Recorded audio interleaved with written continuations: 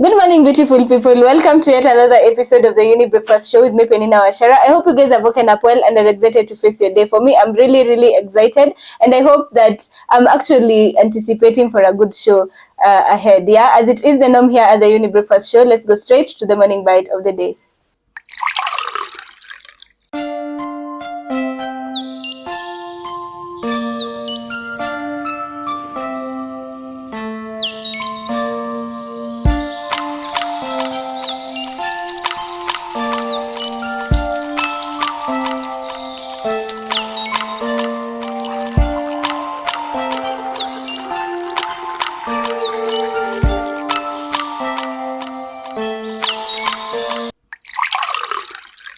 Let's be honest, work can be rewarding, but it can also be mentally draining. Long hours, pressure to perform, lack of support, and toxic environments are just few of the hidden burdens many employees carry silently every day.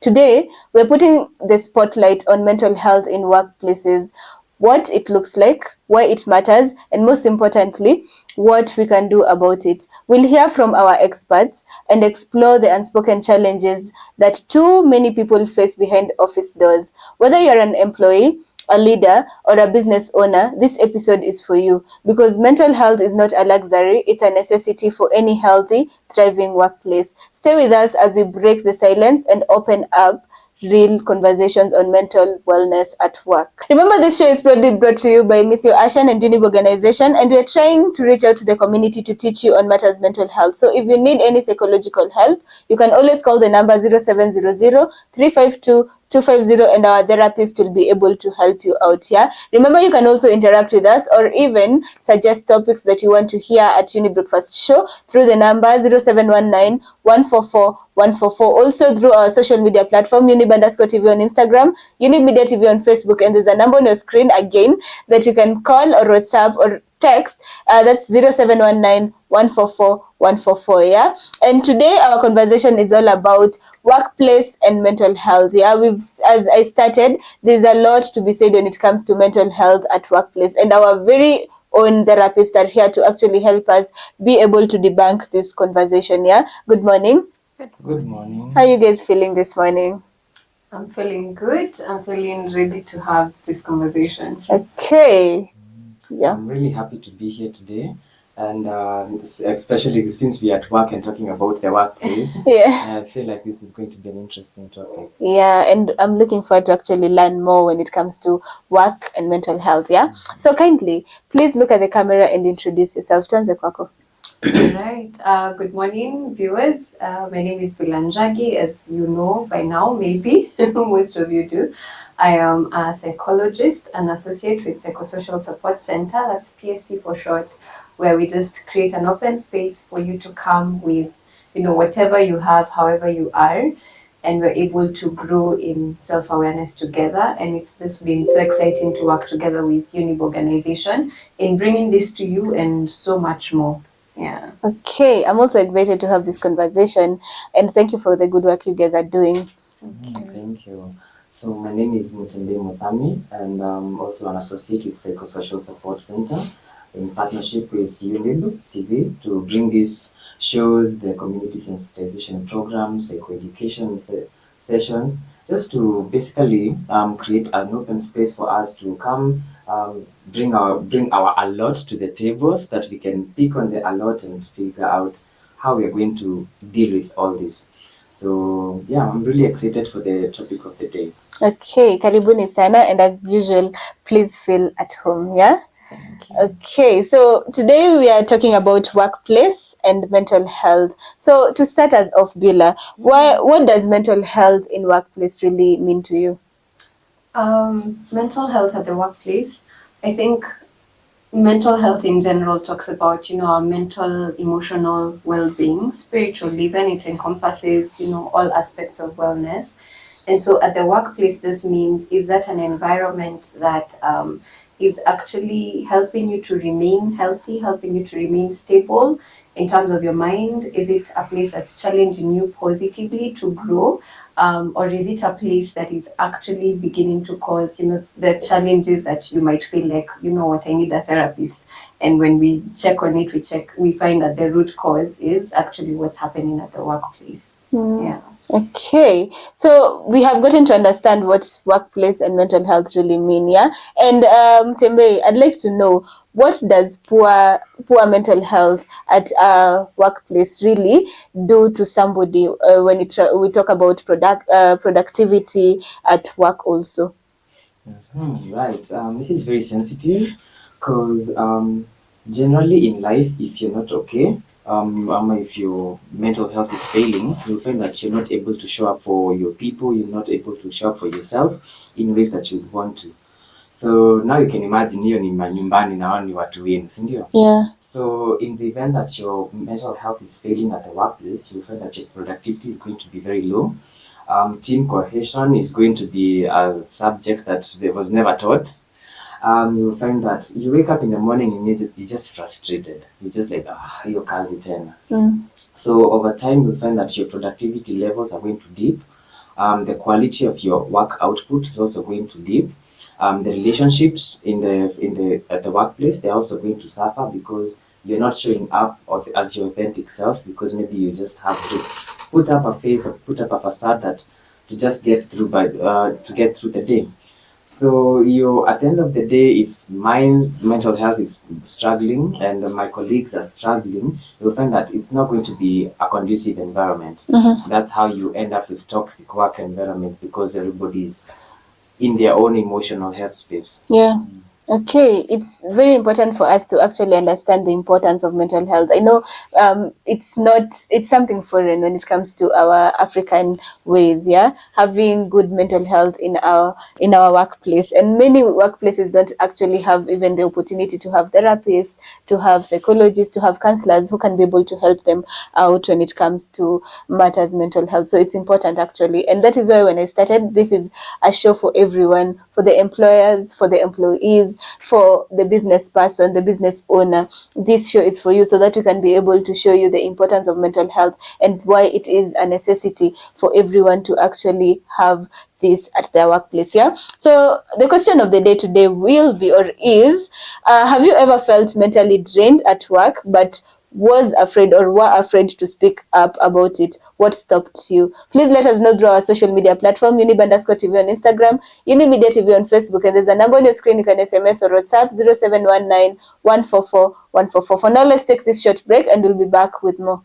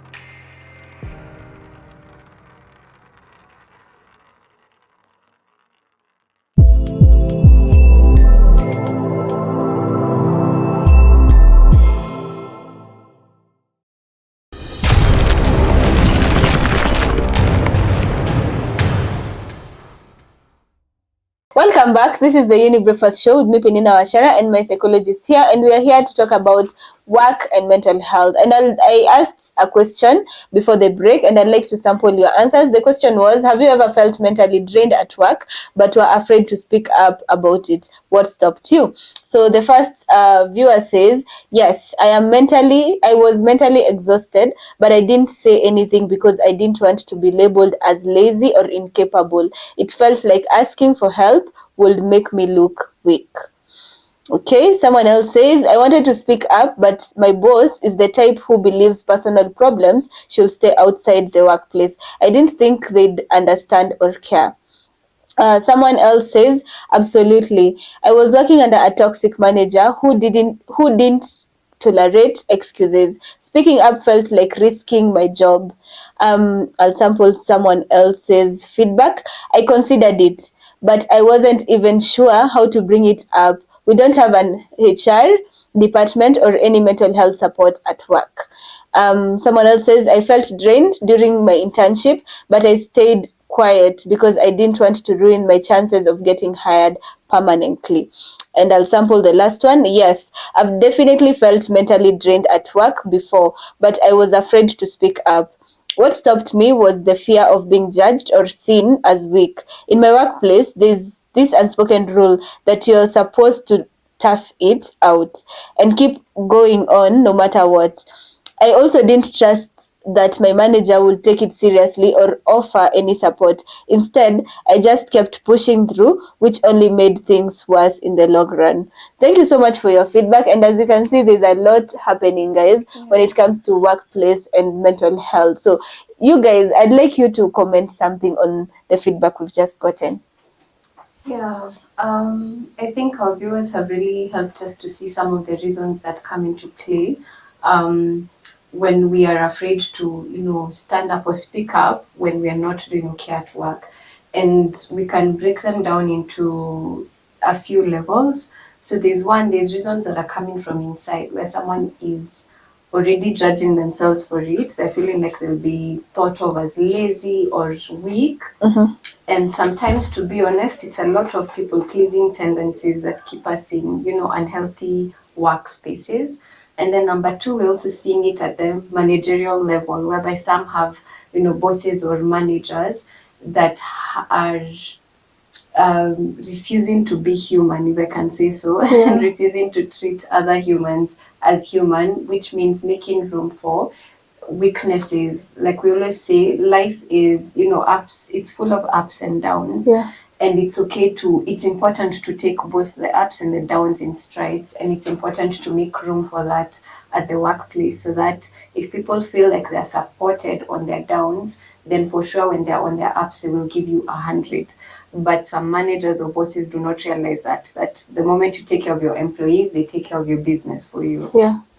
And I think the last thing that I can say is noteworthy is that we've also really normalized a toxic, culture, whereby the more quiet you are, the more you put your head down, the more you overdo work, the more you'll be praised.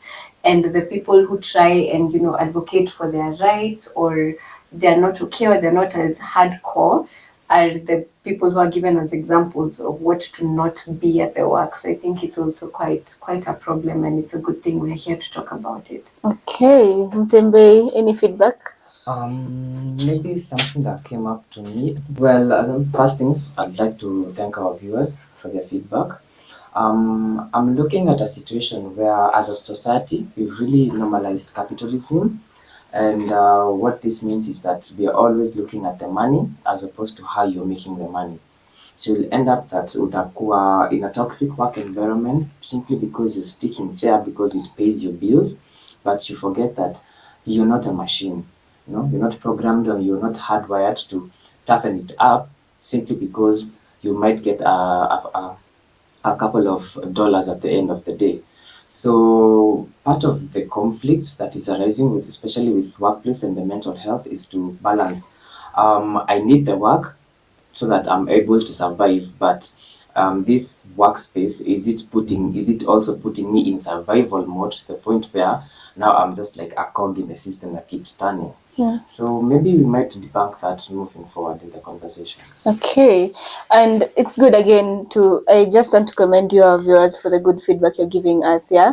And already it is showing there's a problem when it comes to our working systems, yeah. There's a lot of toxicity, there's a lot of use of the mental health programs, yeah. So it's important for us to just take it seriously again, and I'll insist to employers, to the employees, to the people who can be able to make or adapt mental health. It's important for you to do so that it can be able to actually help out your employees, yeah. So Beulah, coming back to the conversation, when we were hearing the feedback from the viewers, we've heard about being busy. You have to be busy so that you can be deemed, even you mentioned actually, you can be deemed as the good employee, yeah. So I'd like to know, can the always busy work culture be considered as a form of work trauma? Yes, I believe it can, because what it teaches the person eventually in a very subconscious manner is that you don't matter. It's the value that you put out that matters. And so you'd realize that the people who, do that, who put their heads down and work, if they're to be questioned, a lot of them you'd find that they have some, let me call them gaps, even in how they view themselves, such that their self-worth becomes affected because it's all based on output. And the praise that you're getting is for output, and there's no appreciation for you just being a person. And a person means that you have emotions, you have feelings, you have other things of life going on. And so that work culture of always being busy takes away from the other aspects of life, and now life just becomes about work. Yeah. So yeah, I would agree with that thought that it is part of work trauma. Okay. So are there any other form of work trauma that you might maybe cite for us and help maybe our viewers to maybe know that anyway, this is a problem when it comes to my mental health and I need to seek help? Well, I could mention a few maybe. We've already got into the headspace of, this is about work, this is about output. Mm-hmm. And you see what could happen potentially is maybe there's like really high set standards for your work. And in the event that you're not able to fulfill that, there's pressure. And then if you're not able to handle the pressure and meet your targets, maybe there's a boss or there's a team lead who's gonna be all up in your neck, which also translates into, we want to meet our deadlines, so we are going to micromanage your work. Mm-hmm. So you'll find that it stops being work. It starts feeling personal. Like, why are you up in my business?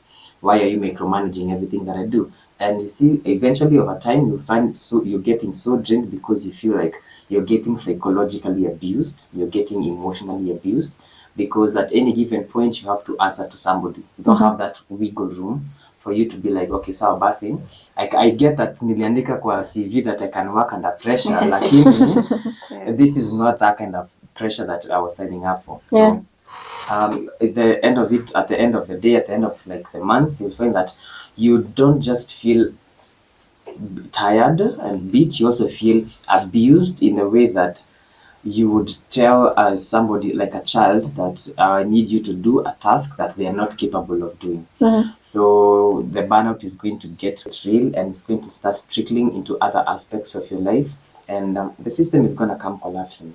Okay, interesting. And I hope we are following up when it comes to this conversation. We're getting to also take notes and learn more when it comes to work and mental health. Yeah, it's very important. And I want us to take a short break. When coming back, we'll get to understand why it is important to actually have good mental health and what it does when we are going through burnout. Yeah, so let's take this short break and we'll be back with more.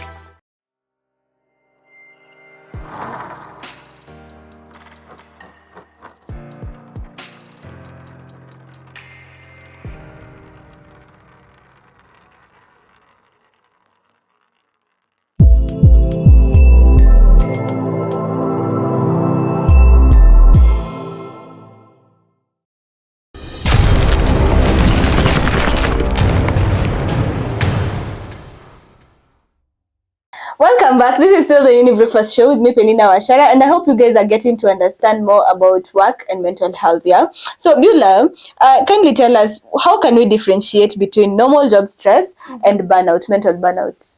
Okay. So normal job stress, we've used the word normal.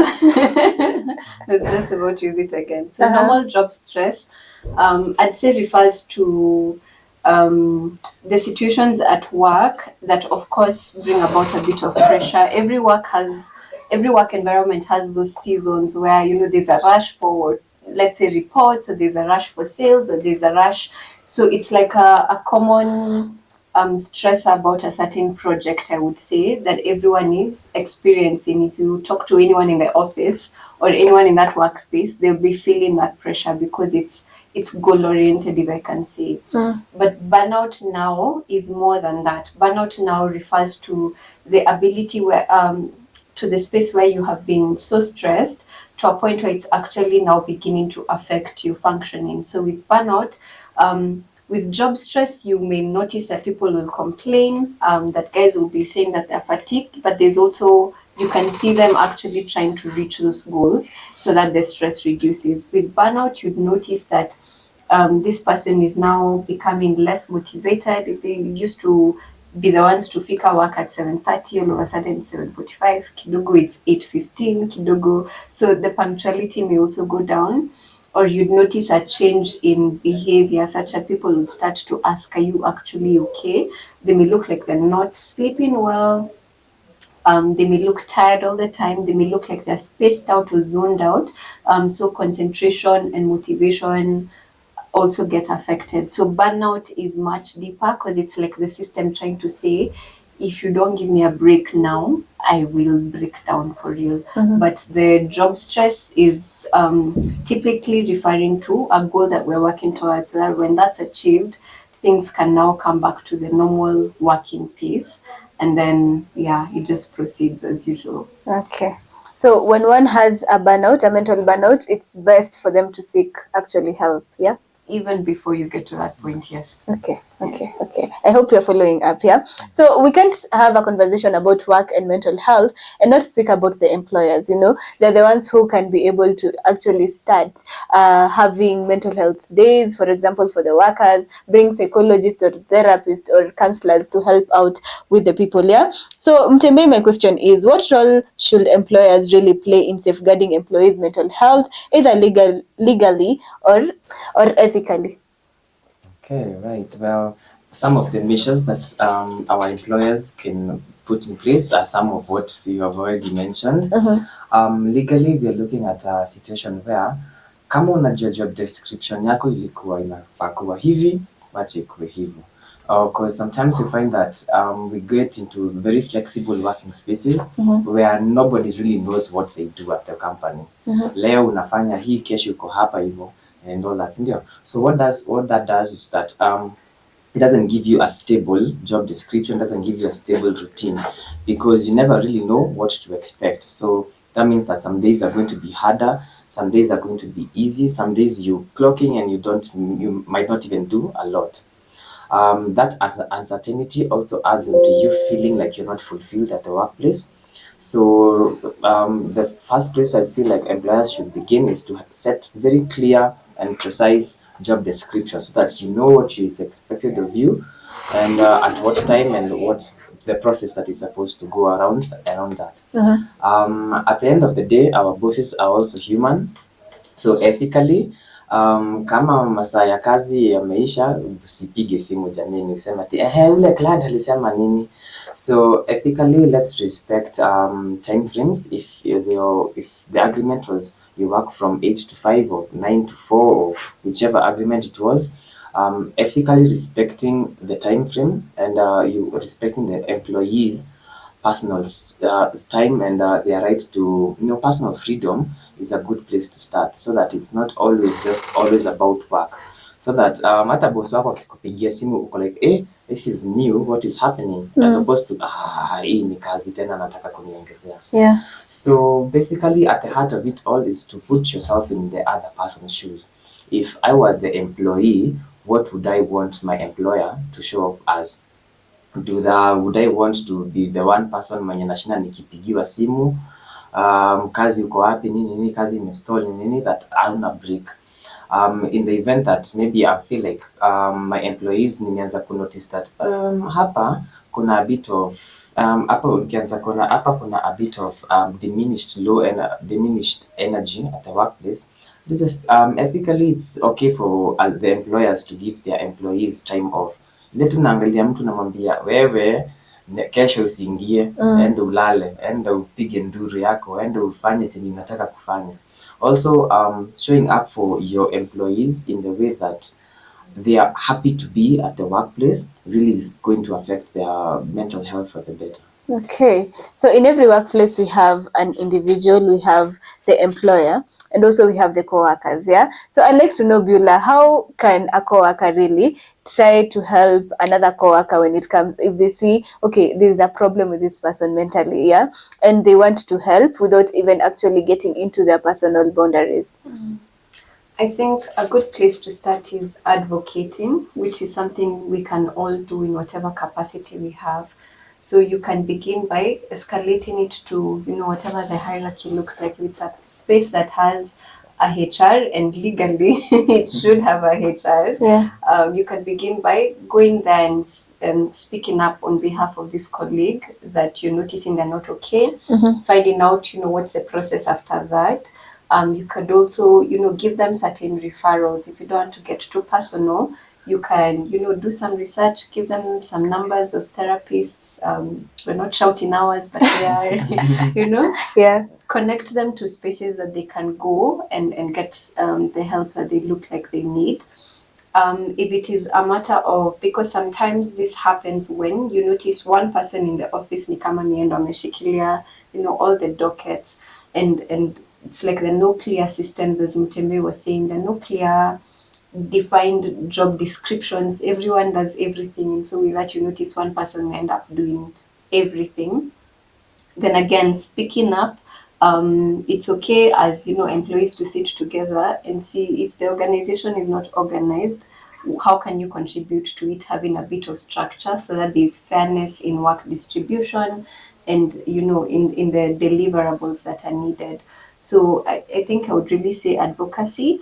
If it's a space where you are a bit cordial, you're a bit friendly, it's okay to also ask, are you okay? What might you need? And just creating that space where they can actually respond to that and you can support where you can. I hope that helps to anybody who is, maybe you're seeing your coworkers struggling with their mental health. I hope that will be something that you can be able to actually help them with.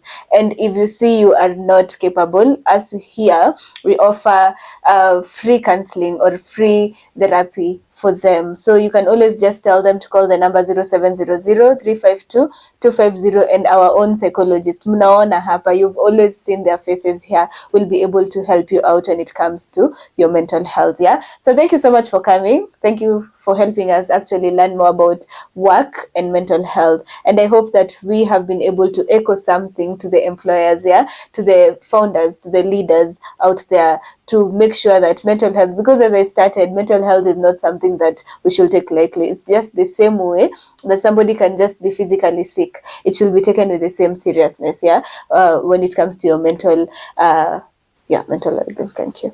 When it comes to your mental well-being. So thank you so much for coming. Thank you for helping us with this. And thank you for actually the good work you guys do. Thank you for having us today.